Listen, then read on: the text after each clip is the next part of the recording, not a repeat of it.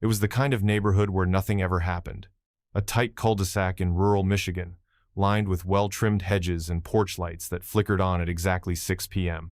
The lawns were mowed with obsessive precision, flags fluttered on mailboxes, and every parent on the block knew the name of every kid within a three-house radius. The Sanders family had lived at 426 Willow Creek Drive for nearly 6 years. Claire and Matthew Sanders, both teachers at the local middle school, had chosen the neighborhood for its promise of safety, its distance from the city, and the way the fireflies lit up the trees behind their house like tiny lanterns in summer. That night, July 17th, 1994, the world outside was still and warm, the kind of humid stillness that presses against window screens and carries the chirp of crickets like whispers. Claire had just finished rinsing off a stack of plastic dinnerware. Lily had insisted on a picnic in the living room, while Matthew was half watching a Tigers game in the den, a lukewarm beer forgotten on the side table. Their daughter, 9-year-old Lily, was making her final rounds, saying goodnight to each room in the house, as she always did, even the laundry room. Ritual, her mom called it. Her way of telling the house she'd be back in the morning. A gentle, imaginative child, Lily spent more time with books than people. Her bedroom walls were lined with unicorn decals and cutouts from National Geographic. She had a habit of narrating her own bedtime stories, whispering to her stuffed rabbit while she pulled the blanket tight across her chest. At 4 p.m., Claire glanced at the clock on the microwave and called out, "Lily, brush your teeth and hop in bed." No answer, but soft padding footsteps followed. The house was a bubble of calm, and even the television seemed to dim its volume in respect for the closing of the day. Outside, porch lights glowed like fireflies frozen in glass. It was the kind of quiet that made you think nothing bad could ever happen, that you could go to sleep knowing your daughter was tucked in just one room away. That was the last night they'd feel that kind of peace. Claire tucked the corners of Lily's blanket with the precision of a nurse folding hospital corners. The same quilt Lily had had since she was 4, pink, faded, covered in little yellow stars. Lily lay on her back, her eyes wide open, as if waiting for her mother to say something important. But there was no reason to. It was just another bedtime. Just another night. "Too hot," Lily mumbled, kicking off one side of the blanket. "It'll cool down once you fall asleep," Claire replied, brushing a strand of hair off her daughter's forehead. Windows open. The oscillating fan in the corner ticked back and forth with a dull hum, pushing warm air in lazy arcs across the room. On Lily's nightstand sat a half-finished glass of water, a flashlight, and her favorite paperback Island of the Blue Dolphins dog, eared and water, wrinkled from an earlier spill. Claire reached for the lamp and paused. "You want your music?" Lily nodded. Claire pressed play on the tiny cassette deck. Soft instrumental piano filled the room, calming but melancholic in hindsight, like the soundtrack to a memory you didn't know was important until much later. "Good night, Lily Bean," Claire whispered, leaning in to kiss her cheek. Lily didn't respond, just stared at the ceiling. Her eyes were glassy but not sad, like she was somewhere else already, dreaming with her eyes open. Claire turned off the light, the cassette player's small red LED the only glow left. She walked to the doorway, hand on the frame, and looked back one last time. "See you in the morning," she said. Lily blinked slowly. That was the last thing Claire would ever hear her say. "I know." The door clicked shut. Claire walked down the hall, pausing to flick off the hallway light. She didn't notice the tiny squeak of Lily's window frame expanding in the heat, or the way the cicadas outside suddenly went quiet. Downstairs, Matthew was already snoring on the couch. Claire poured herself a glass of wine, turned off the TV, and checked the back door. Locked. Just like always. Upstairs, Lily's cassette kept playing. The tape would click off on its own after 30 minutes, but by then the bed would be empty, and no one would hear the window slide the rest of the way open. The morning began like any other coffee brewing, birds chirping outside the open kitchen window, the faint smell of toast browning too fast in the toaster. Claire was already dressed for work by 6:45 a.m., her hair still damp from the shower. She glanced at the fridge where Lily's school calendar was pinned with a magnet shaped like a ladybug. Field trip today.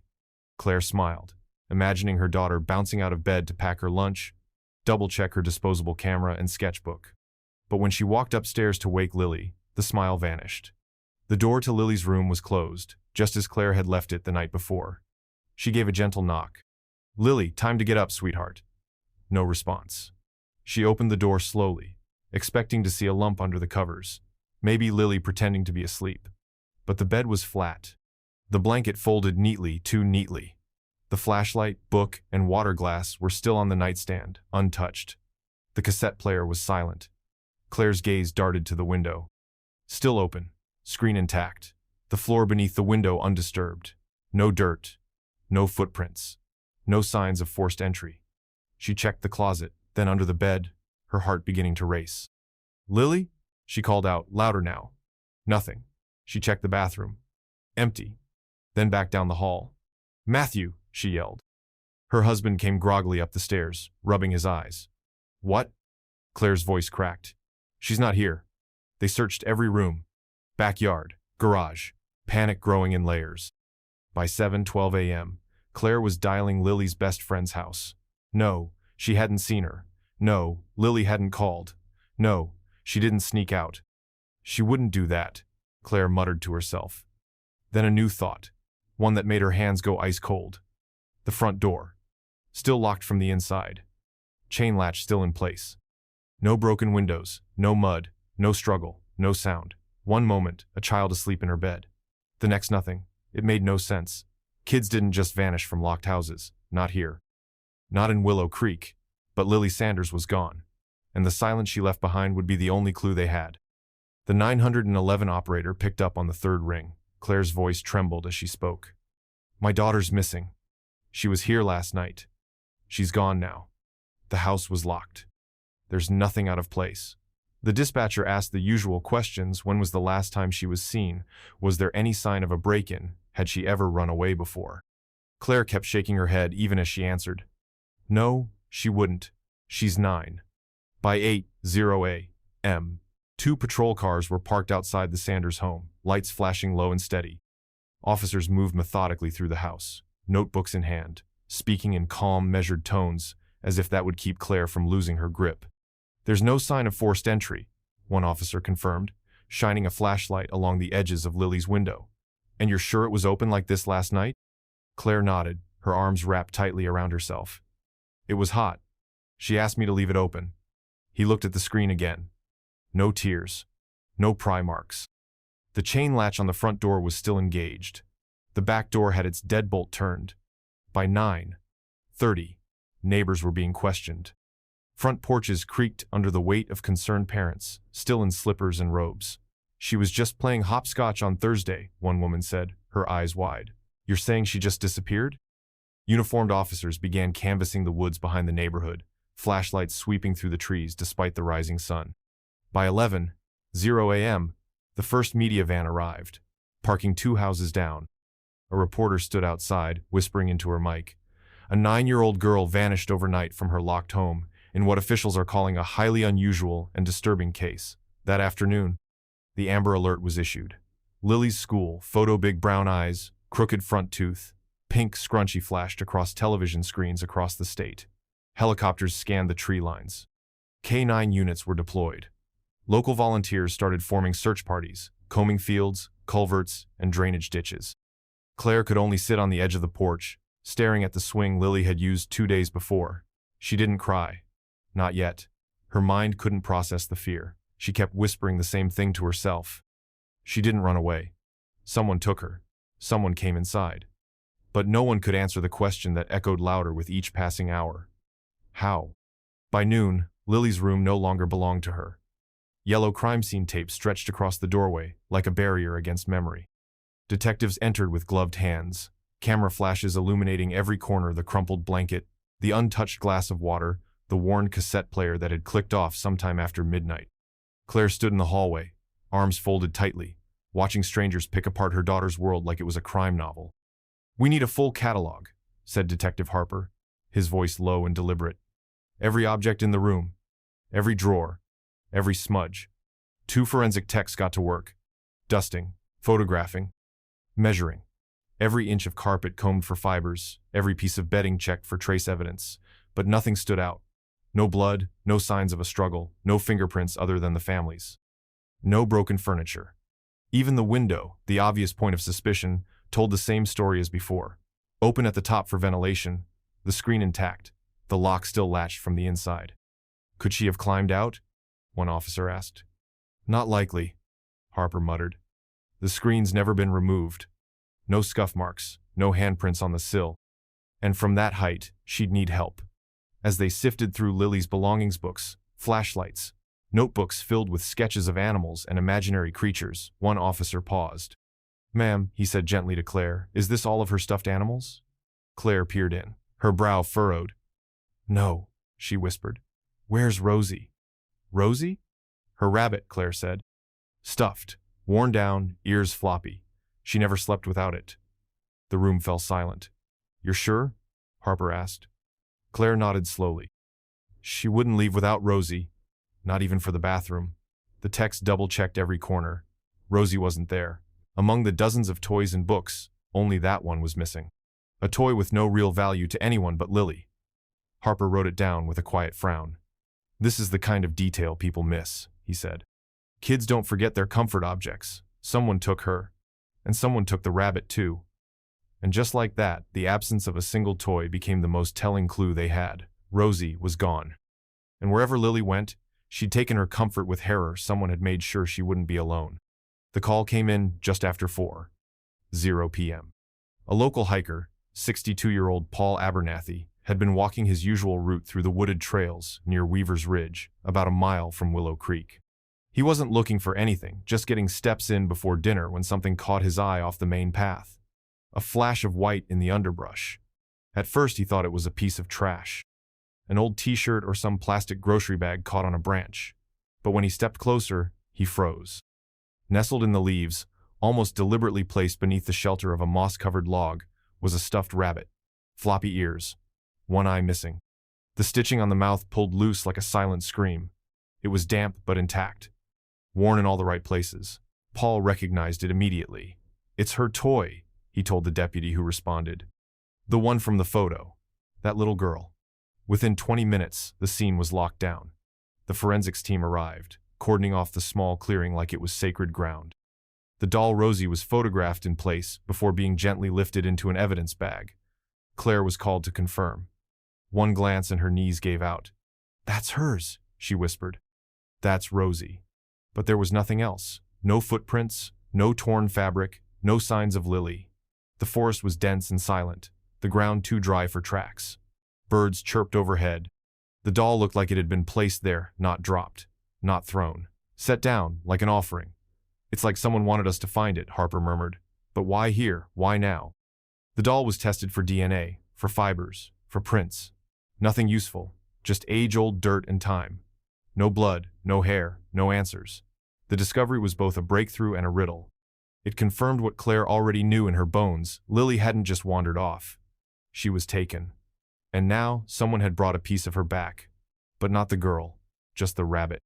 Just Rosie, alone in the woods, staring blankly into the trees like she'd been left behind to watch. By morning, the story had spread like wildfire. 9-year-old girl disappears from locked home blared across local news tickers. By noon, it had made the state wire. By evening, a CNN van had parked 3 blocks from Willow Creek Drive. Reporters stood in Claire's front yard, asking questions through the screen door, cameras scanning the living room for any glimpse of sorrow or scandal. Claire didn't speak to them. She couldn't. Her voice had vanished along with her daughter. The town of Elmridge was not the kind of place that made headlines. Until now. Posters with Lily's face went up on telephone poles, convenience store windows, church bulletin boards. Vigils were held. Candles lit. Her photo, smiling with her 2 front teeth missing, became a permanent fixture on the 6 o'clock news. Local businesses printed "Find Lily" stickers. High schoolers passed out flyers after school. Grocery stores placed donation jars by the registers. The town was grieving but also unraveling. Theories spread like a second fire. What about that sex offender registry? Anyone check that? She was imaginative. Maybe she ran off to play pretend. No sign of forced entry? Sounds like something else to me. The word supernatural entered conversations. Quietly at first, then louder. Ghost stories, myths, old legends about the woods behind Weaver's Ridge. One caller on a late-night AM station claimed Lily had been claimed by something that lives beyond the trees. Another swore she'd seen a shadow walking by her window the night Lily vanished. It wasn't the sort of thing people in Elmridge believed in until a little girl disappeared from a locked house. Fear crept in like fog. Parents kept their children indoors. Locksmiths saw record calls. Dogs barked longer at night. Curtains were closed before sunset. The silence that had once made Willow Creek feel safe now felt oppressive. Wrong. The peace had been shattered, and no one knew how to put it back. Everyone was watching their neighbors, wondering, whispering, looking for someone to blame. He lived 3 houses down, Mr. Doyle, 63, retired machinist, widowed. He was the kind of neighbor people forgot to invite to barbecues, not because he was mean, just strange, kept to himself. Rarely left the house except to mow his lawn at odd hours or collect the mail in a threadbare robe. No one really knew him, and that made him perfect. There's always one, people said, and he's it. The police spoke to him on day 3. Just a routine neighborhood interview, but something about his answers didn't sit right. He squinted a lot, smiled too much when he said he hadn't seen or heard a thing, claimed he didn't even know a girl lived down the street. Then there was the noise. A neighbor, Mrs. Hildebrandt, across the road, mentioned hearing a truck engine idling near Doyle's house around 2 a.m. the night Lily vanished. Another said she thought she saw movement in Doyle's garage. Probably nothing, she added. But now? I don't know. Officers returned with more questions. Doyle offered them coffee. Too calm, Harper thought. Detached. As if this wasn't happening just down the block. When they asked to look inside his garage, Doyle hesitated. It's a mess, he said. You won't find anything in there. Eventually, he allowed it. Boxes, tools, old car parts, dust and cobwebs. Nothing suspicious. No child's toy, no evidence of a crime. Just the stale smell of oil and loneliness. Still, they kept digging. Searched his backyard, his shed, ran his name through every database they had. Clean, no priors, no travel, no history of violence, just odd. And in a case like this, odd was enough to make people lean in. Reporters staked out his front lawn. His mailbox was smashed one night. Someone spray-painted sicko across his fence in red. But the law had nothing, not even probable cause for a warrant. You really think he did it? One officer asked Harper as they walked back to the cruiser. Harper just looked back at Doyle's closed curtains. I think if he did, we'd have found something by now. And if he didn't, he paused, then the real monster's still out there. By autumn, the flyers had begun to peel off telephone poles, their edges curled by sun and rain. The candle wax at the base of the Willow Creek sign had hardened into chalky pools. Lily Sanders had been missing for 87 days. The media had moved on. The helicopters were grounded. The K-9 units retired. New tragedies had claimed the headlines. A missing child, even one from a locked house in a quiet town, could only hold the spotlight for so long before it became old news. Detective Harper kept Lily's photo pinned above his desk, the way someone might tack up a to-do list they could never cross off. Her case file, now thick with interview transcripts and dead-end tips, had been quietly reclassified from active investigation to pending. The last credible Lita reported sighting in a Walmart parking lot 2 towns over-ended in embarrassment. It was a different girl, different scrunchie, not Lily. One by one, the volunteers stopped showing up. The hotline calls slowed to a trickle. The town, still uneasy, began pretending everything was normal again. But it wasn't. It never would be. In November, Claire sat in a wood-paneled office as a judge reading from a script that sounded like gravel in a blender officially declared Lily missing, presumed deceased. Claire didn't cry. She just stared at the paper in her hand, her fingers white from clutching it too tightly. That same day, the child-sized desk in Lily's room was removed.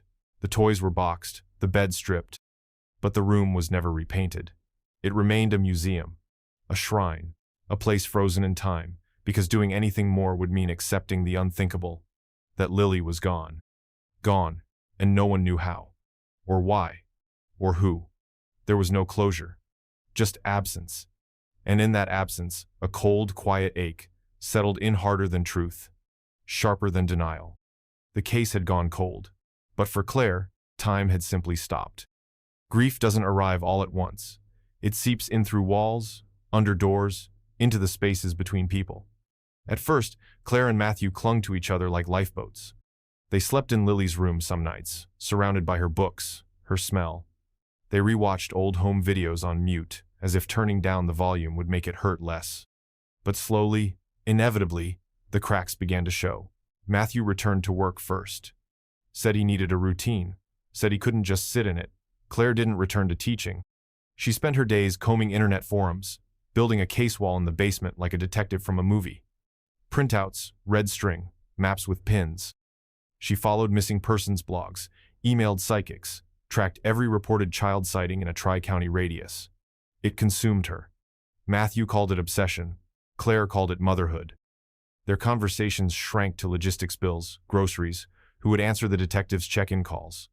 Sometimes they ate dinner in silence. Sometimes they didn't eat at all. The love was still there, buried beneath the grief, but it was brittle now. Every word felt like a match waiting to be struck. The breaking point came on a Tuesday evening in March. Claire brought home a flyer for a spiritual recovery group. Matthew, exhausted, said, "You're not bringing her back. She's gone." Claire slapped the table hard enough to rattle the plates. "Don't you ever say that?" He slept on the couch that night. The next week, he packed a suitcase. Said he needed time. She didn't argue. Couldn't. There was nothing left to say. They divorced in June. The paperwork was thin. The wounds weren't. Matthew moved 2 towns over, into a 1-bedroom apartment above a hardware store. Claire stayed in the house, alone, except for Lily's things, and the room no one touched, the one that still smelled faintly of strawberry shampoo and fear. They had started as a family, and ended as 2 people standing on either side of a silence too big to cross. Time had moved on even if Claire never really had. It was the summer of 2007. Suburbs had grown around Elmridge, like moss over old stone. New families, new homes, new memories. But not for Claire. She still walked with a shadow trailing just behind her smile. After the divorce, she stayed in the house for 5 more years, out of habit, guilt, and a stubborn hope that Lily might someday come home. But eventually, she let it go, packed boxes, closed doors, walked away. Now she lived in a quieter neighborhood, on the edge of a small town called Fairhaven, a place where no one knew her history, where Lily's name didn't echo in whispers, where she could pretend for brief moments that she was someone else. Her second husband, Greg, was gentle and kind, a structural engineer who had never pried about the past. He knew only what Claire had chosen to share, that she had lost a daughter, once, that some parts of her life were off limits. Greg respected the silence, never pushed. And for that, Claire loved him. Sophie was born in February. Her first breath had cracked something open in Claria, soft, warm light in the dark room she'd been living in for over a decade. Sophie was perfect, a tiny heartbeat that reminded Claire what hope could sound like.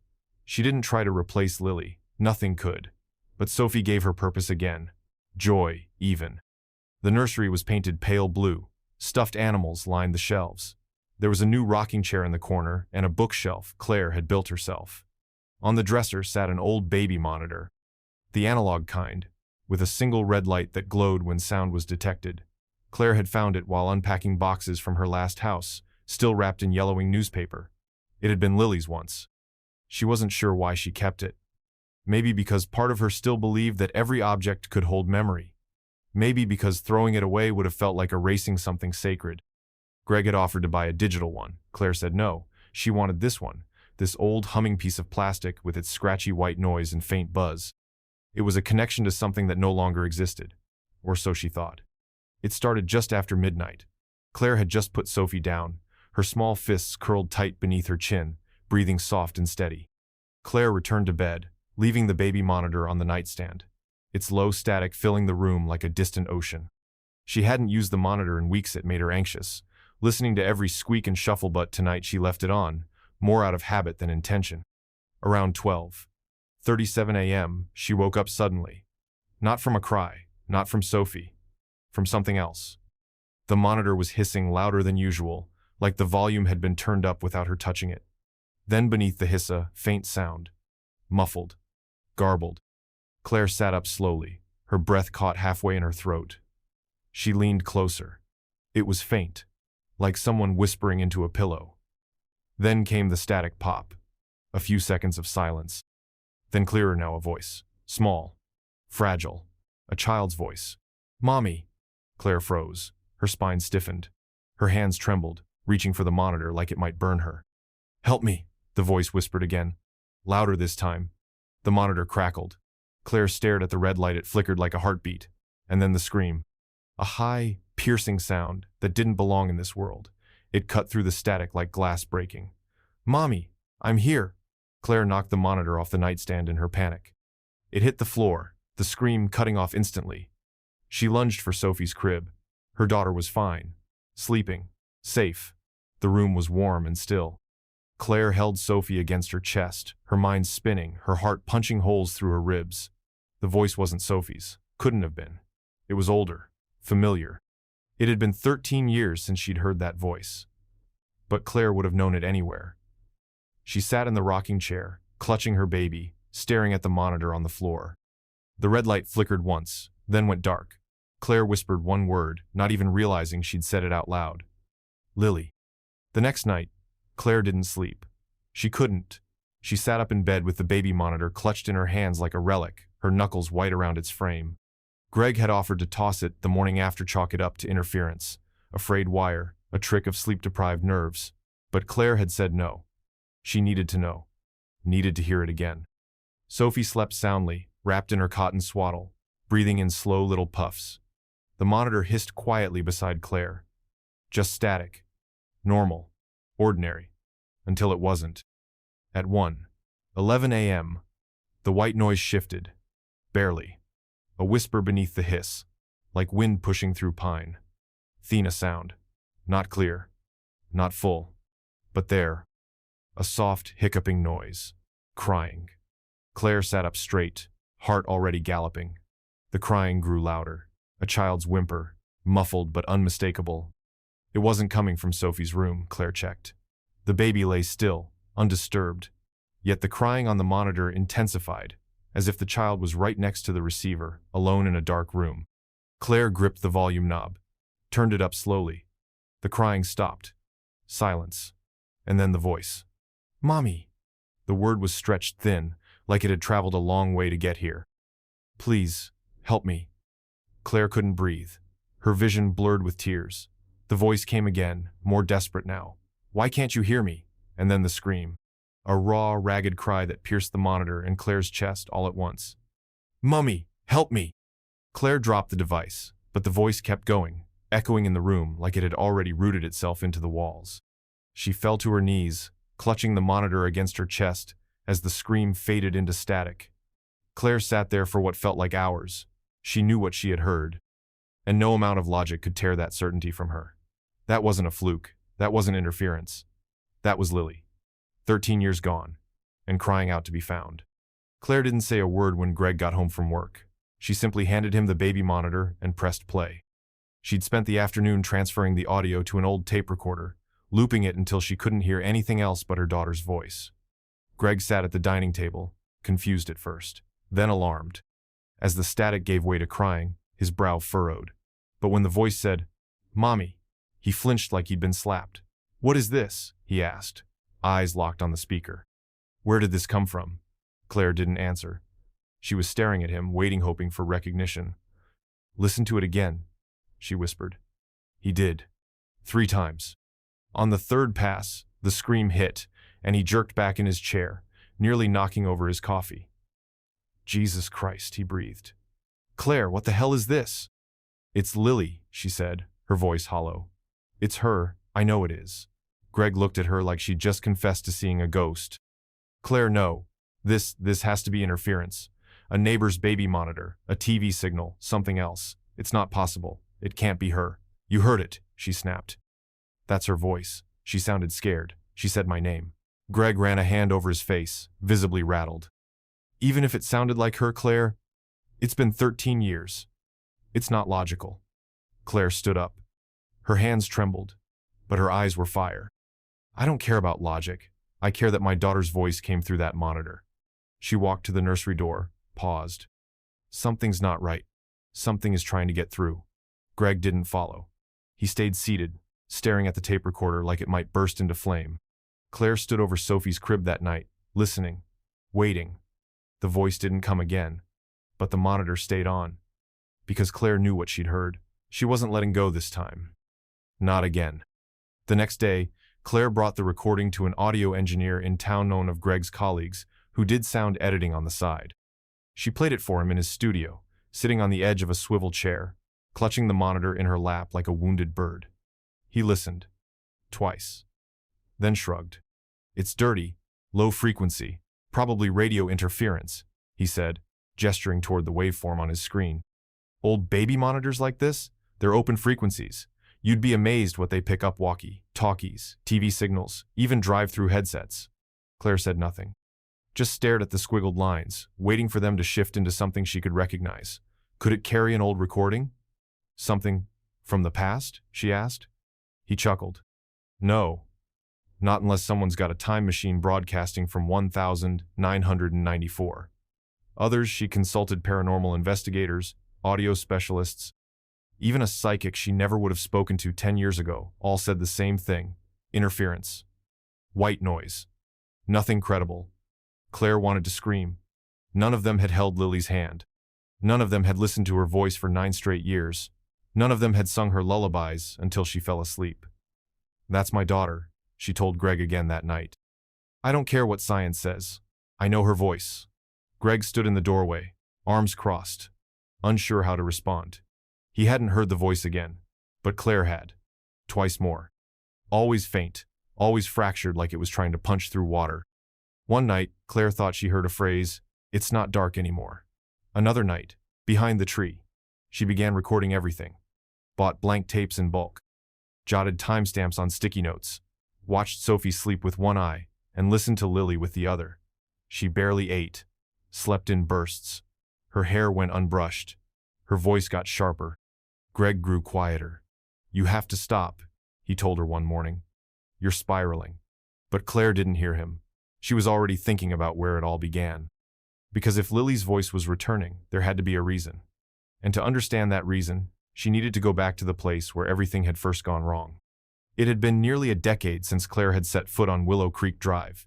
The houses were the same, maybe painted different colors, maybe landscaped by different hands, but the bones of the street hadn't changed. Her old house stood quietly at the end of the cul-de-sac, the lawn neater than she remembered. A plastic swing hung from the tree out front. Claire didn't stop. She couldn't. Instead, she drove past and parked outside a single-story brick home a few blocks away. The address she'd scribbled on the back of an envelope belonged to retired Detective Roy Harper, the man who had once promised to find her daughter. Now, he answered the door with a cane and a limp. Claire Sanders, he said with a low whistle. It's been a long time. His face had aged, but the eyes hadn't changed, sharp, tired, and forever measuring things he couldn't quite explain. I need to ask you something, Claire said, skipping pleasantries. About the case. Harper didn't hesitate. He stepped aside and motioned her in. His living room smelled of coffee and old paper. A faded corkboard still hung in the corner, cluttered with maps, notes, and pinned articles yellowed by time. You kept working it, Claire murmured. Harper nodded. Couldn't let it go. Something about that case always felt wrong, like we missed something big. She told him about the monitor, the voice, the screaming, every word. Harper didn't laugh, didn't dismiss her.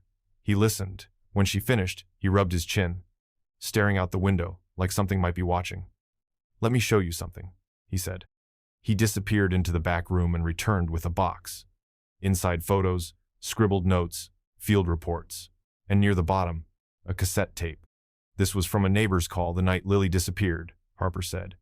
Background noise caught on the dispatcher's end. Never made much of it. He pressed play. Static, then a faint voice. Crying. A whisper. Claire's breath hitched. That's her, she whispered. Harper looked up at her, his expression unreadable. I think you might be right. The grass had grown wild. The shutters hung crooked. Mr. Doyle's old house was a rotting monument on Willow Creek Drive, untouched, unloved, and forgotten by everyone except Claire. After his death in 2002, no one claimed the property. Rumors swirled, of course. Squatters, vagrants, ghosts. But no one stayed long. The house just lingered. Claire stood at the edge of the driveway, her breath shallow. Sophie was at home with Greg. She hadn't told him where she was going. Some places, she figured, you had to visit alone. The for sale sign had fallen over in the yard, paint peeled and warped. The front door was locked, but the side window near the kitchen had been cracked for years. Claire remembered it from when she and Matthew used to walk Lily to school. One sharp nudge from a crowbar and the latch popped. She climbed in. The air inside was thick with mold, dust, and the faint sour scent of rot. She clicked on her flashlight and moved slowly through the kitchen. Everything was exactly as it had been left. A broken clock on the wall frozen at 3:07, yellowing mail piled on the counter, and a coffee mug half full with something fossilized and black. The living room was cluttered with old newspapers and stacked VHS tapes, each labeled with a date. Some were over a decade old. Claire's light drifted over the hallway. The wallpaper had bubbled and peeled. A child's shootany, pink, dirty sat, forgotten near the stairs. Claire felt the floor sway beneath her. She moved past it, toward the basement door. The handle was rusted, the wood soft from years of damp. It creaked open, revealing a narrow staircase swallowed in shadow. The air that drifted up was colder than it should have been. She descended one step at a time, the flashlight beam quivering slightly with her breath. The basement smelled worse. Metallic, earthy, the kind of smell that clings to your skin. She reached the bottom and turned. It looked like a normal basement at first water heater, rusted shelves, boxes of tools. But to the left, tucked behind a sagging curtain, was a wall that didn't belong. Too clean, too smooth. A false panel. Claire stepped closer, running her fingers along its edge, and then she saw it scratched faintly into the wood near the baseboard. One word. Mommy. The panel didn't open easily. Claire ran her hand along the seams again, heart hammering. At first, it seemed like nothing, just a piece of drywall nailed into place to cover a crawl space. But then she noticed the hinges. Not outside, but inward, like it had been designed to keep something from getting out, not people from getting in. She found a crowbar on one of the shelves, rusted but sturdy. With one hard jab, the edge slipped under the panel. She pried. Wood splintered. Dust cascaded down like ash. Behind the false wall was a small, narrow door. Metal, padlocked. It was old, the surface mottled with rust, the lock hanging from a bolt drilled deep into the door frame. The light from her flashlight shook in her hand. Claire stepped back and stared. The door was barely 4 feet high, child-sized. Above it, something had been scratched into the frame. Letters. Uneven. Shaky. Almost illegible. But she could still read it. I was here. Her stomach dropped.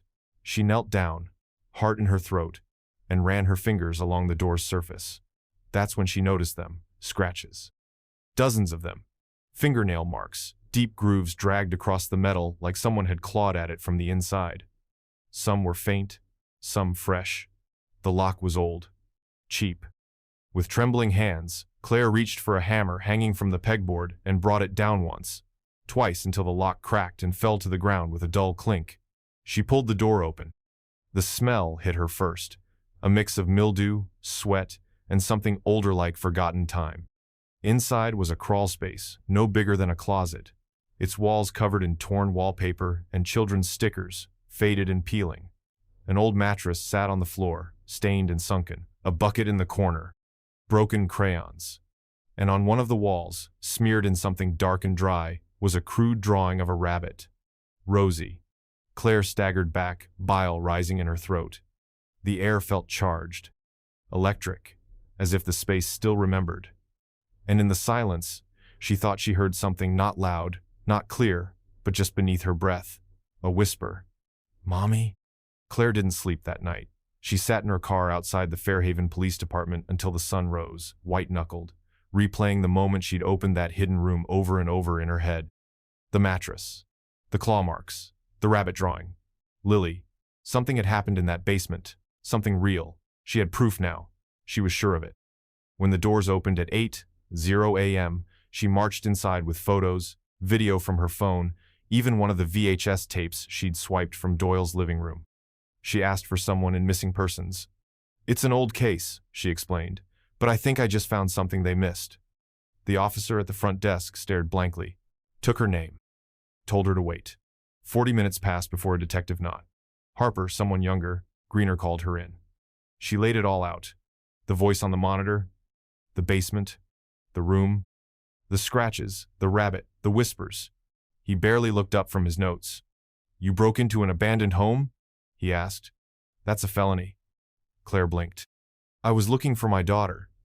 Your daughter was declared deceased in 2003, ma'am, he said gently, like a doctor telling her the diagnosis she refused to believe. I know what I heard, Claire snapped. And I know what I saw. There was a room, a lock, scratches. Someone was in there. He sighed. Closed the folder. We looked into Mr. Doyle. He was odd, yes, but we never found anything. That property's been empty for years. Then why are there fresh marks on the wall? She asked. Why was there Rosie her rabbit drawn on the wall?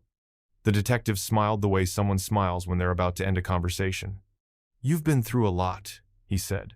Grief does strange things. And these things you're hearing, they're not real, Claire. It's stress. Or maybe you're just holding on too tight. That's when she realized they weren't listening. Not now. Not ever. 13 years, and still no one believed her. But she didn't leave empty-handed. She took her photos, her tape, and the name on a yellow business card someone had slipped her in the waiting room, a name with sharp handwriting and no badge, someone who didn't care what the police thought. Someone who looked her in the eye and said, "You're not crazy." His name was Eli Prescott, ex-cop turned private investigator, with a file cabinet full of cold cases and a reputation for digging where no one else wanted to. He met Claire at a diner off Highway 52, wearing a wrinkled blazer and a 5 o'clock shadow that never seemed to go away. He didn't talk much, just listened. That alone made Claire trust him. She brought everything: photos of the basement, the padlock, the audio recordings, the copy of Lily's missing person report. She even showed him the VHS tape she'd taken from Doyle's house. "You think she's alive?" Eli said, finally looking over the photos. It wasn't a question. Claire nodded. "I know she is, or she was, and someone went to great lengths to hide that." He flipped through her notes. "You went back to the house? On your own?" "No one else was going to." "Good," he said quietly, "because I don't think you're wrong." That was all she needed to hear. Over the next few days, Eli began digging into Doyle's records. Property transfers, employment history, bank statements. And something strange emerged. Between 1994 and 1997, Doyle had been receiving regular cash deposits, small, steady, always from the same untraceable source. He wasn't working during those years, Eli muttered. So who was paying him? They drove back to the neighborhood together. While Eli inspected Doyle's basement, Claire noticed something else: an old utility access cover half buried behind the property line. A maintenance hatch she'd never noticed before. "This area sits on top of service tunnels," Eli explained. "Storm drains, utility routes.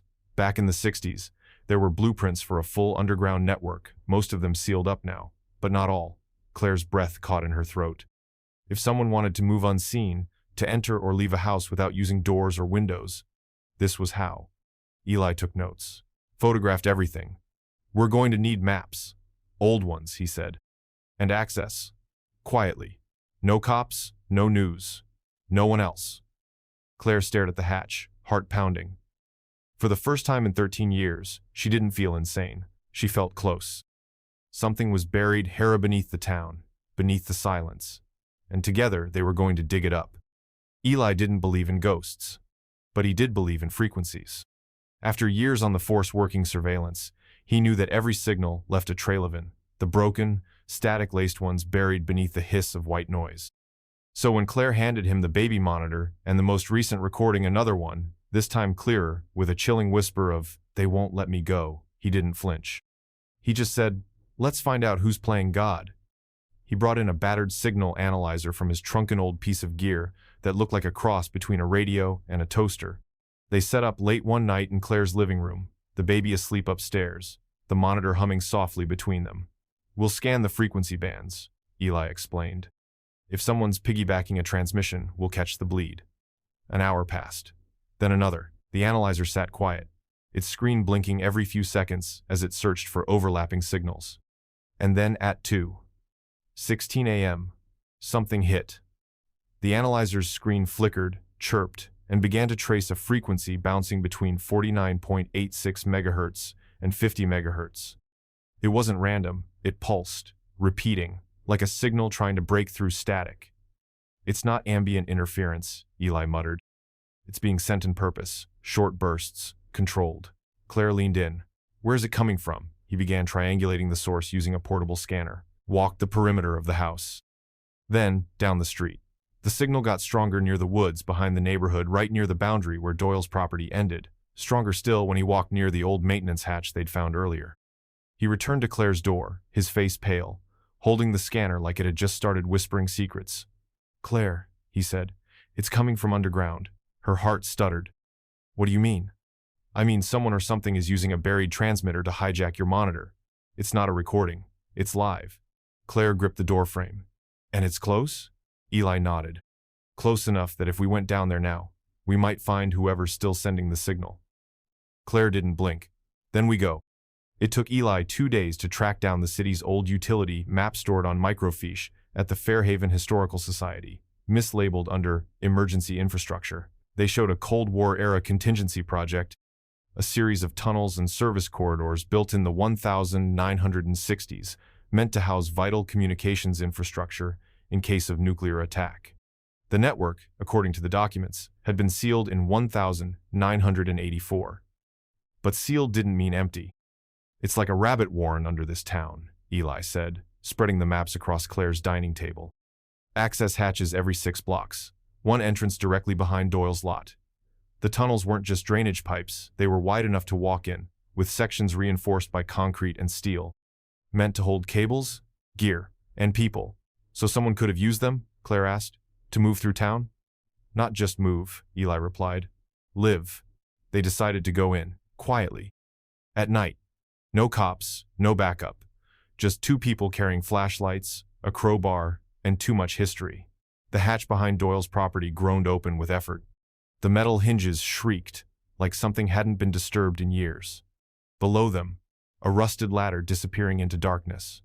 Claire hesitated, then placed her foot on the first rung.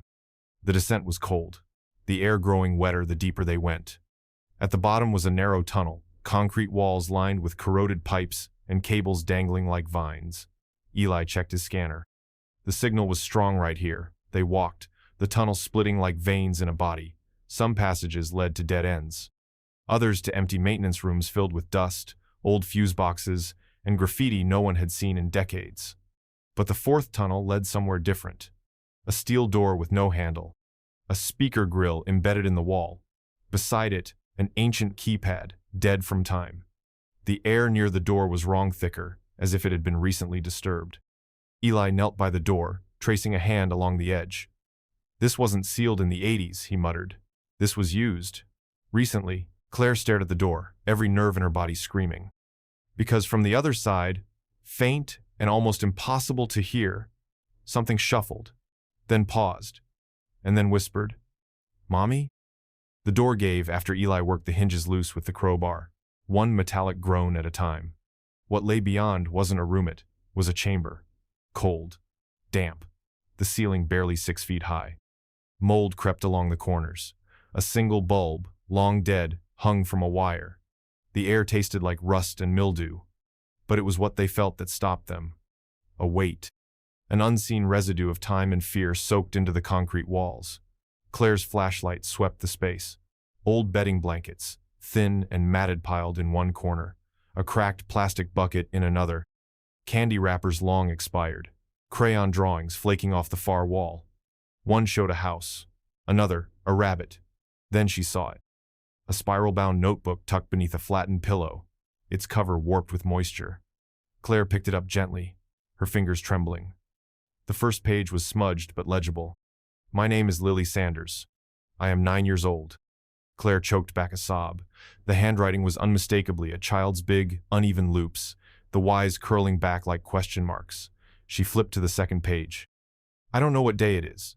I don't know where I am. But I'm not dead. Please don't forget me. The journal was written in pencil. Dozens of entries, spaced sporadically, each more frantic than the last. I heard voices through the pipes. The man is gone. He doesn't come back anymore. The food ran out. Then a long gap, pages torn out, and finally one dated, July 4, 2001. I don't think they're looking for me anymore, but I still look for Mommy in my dreams. Claire sank to the floor, clutching the notebook like it was Lily herself. She couldn't cry. Not yet. It was too much. Eli scanned the room, whispering, she was here. For years. Claire nodded, voice shaking, and she wrote this so someone would know. They had found the truth part of it. She had survived. Long past the date she was declared dead, and the room had kept her secret like a tomb. They didn't want to leave, but they had to. Claire tucked the journal into her coat while Eli documented everything. Photos, GPS coordinates, a full scan of the chamber. We bring this to the right people, he said. Not the cops, a lab we trust. They returned the next day with gear dust masks, gloves, evidence kits. Eli had a friend in forensics, A woman who owed him favors and didn't ask too many questions. That's when they found it. Beneath the rotted mattress, where the concrete was stained dark, Eli's gloved hand brushed against something brittle.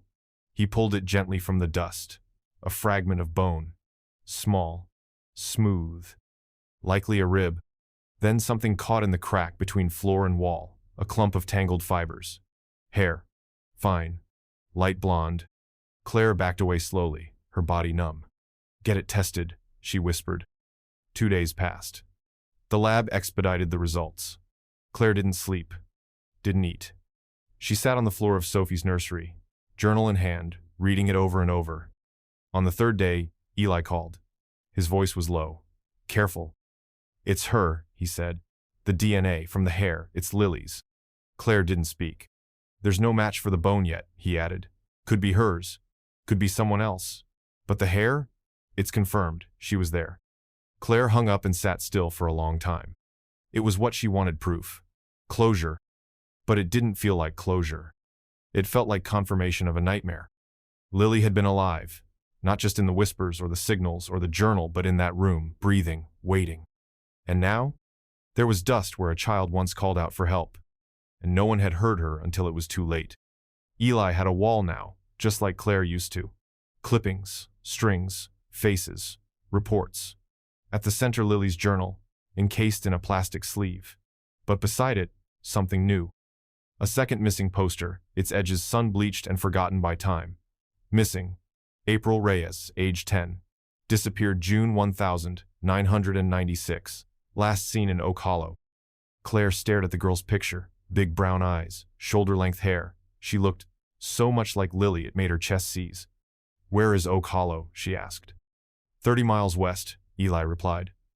Different county, small town. No coverage. Disappeared from her bedroom in the middle of the night. Window locked. No signs of forced entry. Sound familiar? Claire's blood ran cold. They went through April's case file. Eli had pulled it through old police contacts. The similarities were too precise to ignore. April had vanished 2 years after Lily. Same age range. Same time of night. Same complete lack of physical evidence. Even the stuffed animal detail mirrored Lily's case. April's favorite bear, Button, was also missing. But unlike Lily, April's case never escalated. No Amber Alert, no statewide push. Her family was undocumented. Her disappearance quietly dismissed. "It's like she never existed," Eli said grimly. They went to Oak Hollow.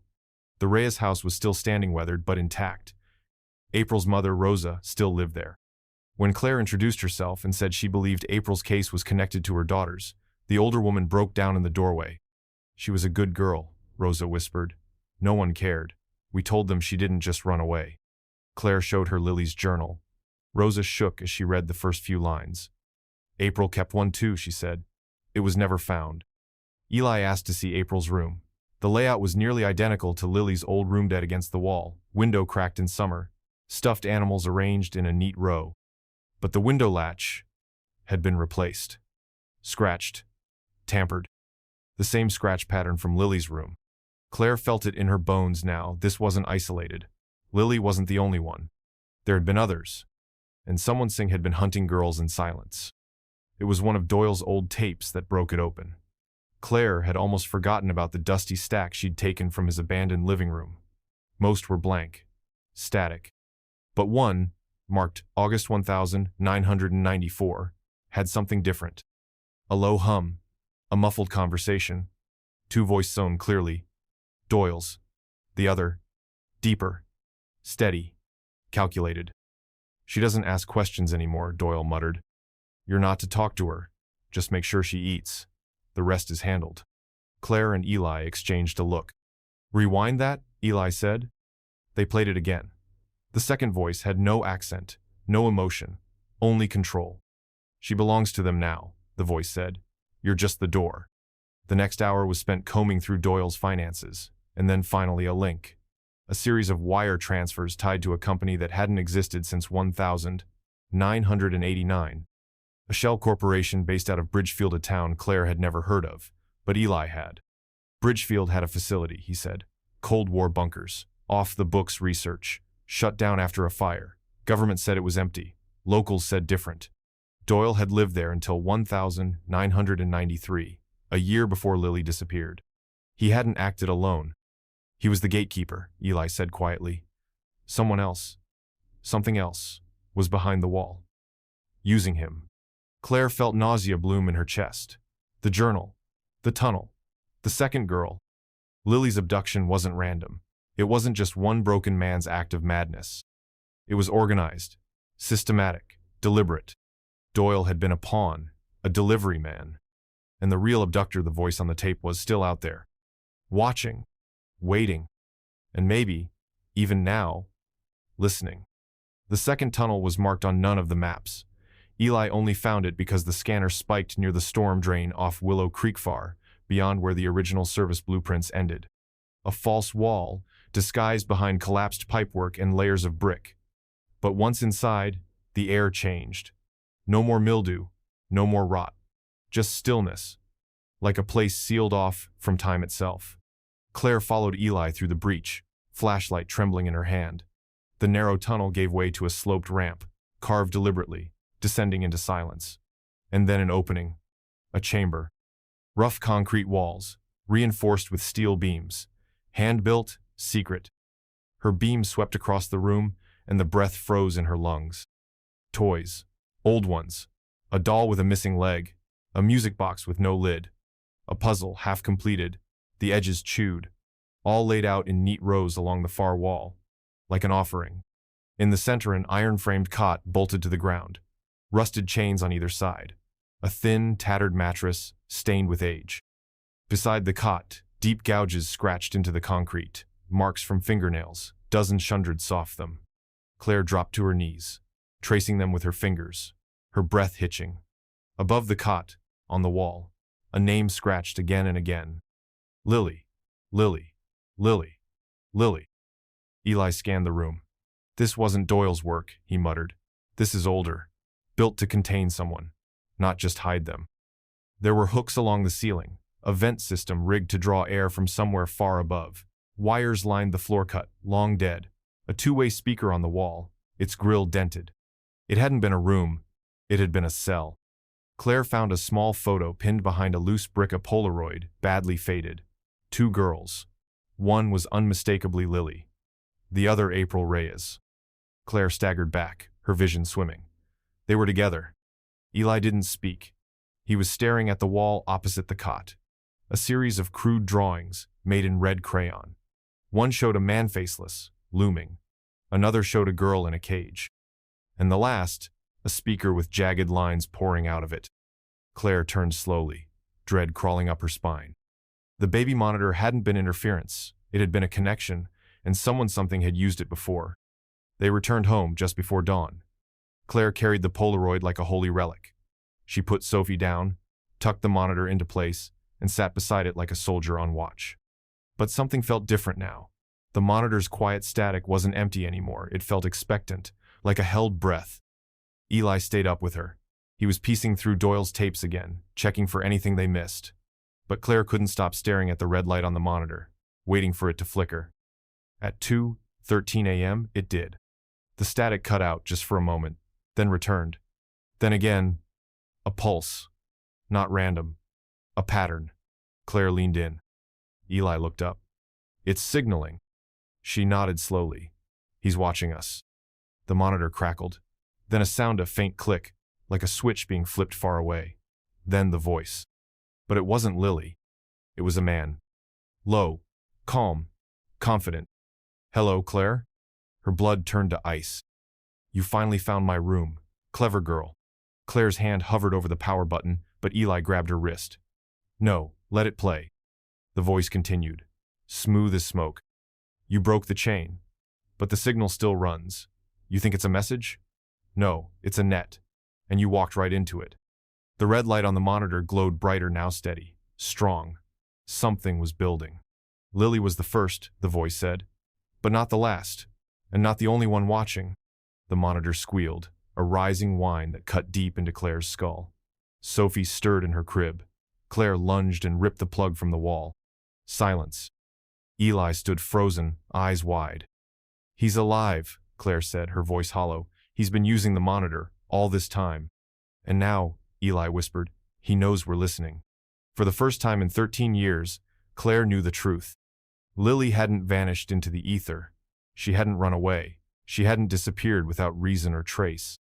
She'd been taken, held, hidden, buried beneath the surface of a quiet town, behind walls no one had thought to knock on. And still, she'd fought. The journal sat in a glass case in Claire's living room now. Beside it, the Polaroid of two little girls, holding hands in the shadows. The handwriting, the drawings, the whispers on the baby monitor had all been Lily, pushing through the dark, pushing through time, trying to reach home. Trying to say, I was here. Claire lit a candle for her daughter every night. Not because she needed the ritual, but because Lily deserved light now. Not silence. Not the underground. Light. The forensics team later confirmed the bone fragment was Lily's. But there were others in the tunnel, some older, some smaller, victims who had no names, whispers never heard. The case was officially reopened. The tapes, the journal, the photo, the chamber, it was all enough to spark a manhunt. But the voice on the monitor, the man who called Claire by name? He had no identity, no prints, no history. It was as if he didn't exist. Eli said it best. The system didn't lose Lily. It was never built to find her. Claire and Greg stayed together, barely. The grief was heavy, but it had shape now. They held Sophie tighter, listened closer, watched the monitor with wary eyes. They replaced it with a digital one, encrypted, secure. They tried, desperately, to believe it was over. Sometimes Claire still heard Lily's voice, not through static, through wind, leaves, rain, not haunting, not terrifying, just present. Lily had refused to die quietly. She'd screamed into the void, and her mother had heard her. Closure wasn't peace, it was pain, properly named. And horror wasn't always loud. Sometimes, it was a voice saying goodbye too late. It was nearly 2:00 a.m. on a quiet Thursday when the new monitor came alive. Claire had just drifted off, the warm hush of summer air rolling through the open window. Sophie was 6 months old now, laughing, babbling, kicking her legs like little drumsticks in her crib. The house was calm, safe, repaired. Then, click! The digital monitor chirped, a small, flat sound. Claire stirred. Then static. Claire bolted upright. The new monitor didn't do static. It was digital, noise-canceling, fully encrypted. But the noise grew louder, and behind it, a voice. Not Lily. Different. Younger. A trembling whisper, "Is someone there?" Claire staggered to Sophie's room. Her daughter lay peacefully, eyes fluttering in a dream. The voice wasn't hers. Claire checked every camera, every feed. Nothing. Then, clear as a bell through the speaker. "Mommy?" Claire's hands trembled. The monitor flashed. And then came the scream. High-pitched, desperate, familiar. The same one Claire had heard 13 years ago, burned into her bones. But this time it didn't stop. It looped, over and over, until Greg yanked the plug from the wall and threw the monitor across the room. It shattered on the floor. Silence. Claire backed against the crib, shaking. It wasn't interference. It never had been. Someone had found the frequency again. And now, it wasn't just Lily calling through the dark. It was another child. Still alive. Still waiting. Still screaming. This story was brutal. But this story on the right-hand side is even more insane.